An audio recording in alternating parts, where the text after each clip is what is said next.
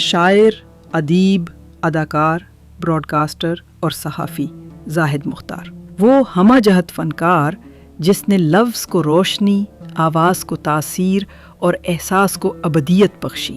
جمعرات کے روز اپنے آبائی مسکن اننت ناگ میں 69 برس کی عمر میں حیات کا آخری باب تحریر کر گیا۔ یہ وہ شخص تھا جو کبھی اردو کی لطافت میں سانس لیتا تو کبھی کشمیری کی مٹھاس میں دل کی دھڑکنیں بنتا۔ اس کی زبان میں شائستگی تھی، قلم میں بینائی اور لبوں پر وہ خاموشی جو بولنے سے زیادہ گہری ہوا کرتی ہے۔ کچھ عرصے سے علیل رہنے کے بعد جمعرات کی صبح جب اس نے آخری سانس لی، یوں محسوس ہوا جیسے الفاظ کے آسمان سے ایک ستارہ ٹوٹ کر گرا ہو اور فضا میں ایک دیر پا سکوت اتر آیا ہو۔ میں یہی کہوں گا کہ ہمارا جو ادبی حلقہ ہے وہ آج ایک محسن کے چلے جانے سے یتیم ہو گیا۔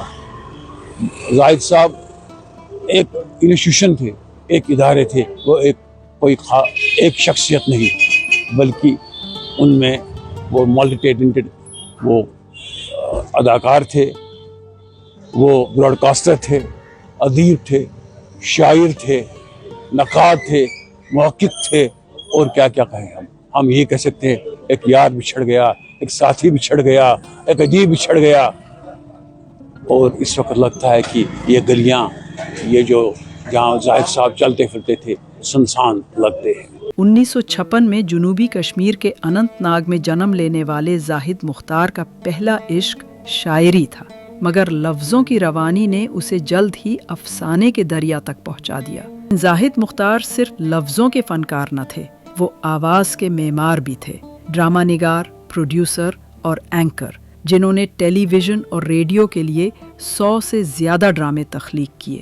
بطور براڈکاسٹر وہ دور درشن کشمیر کے معروف پروگرام گڈ مارننگ کشمیر کے روح روا رہے، جہاں ان کی مسکراہٹ صبحوں کو معنویت بخشتی تھی۔ ایک دفعہ ایک مشاعرہ کیا تھا جس کا طرحی مشاعرے کا مصرع تھا کہ ہاں گلو تو ہما سے وچھون یار میں، انہوں نے اس میں انعام حاصل کیا، اور انہوں نے اس کا جو آخری مقطع کا مصرع تھا وہ لکھا تھا کہ زاہدن کرتی مختار نمنس لنج ایج گون گوب سہبار میں۔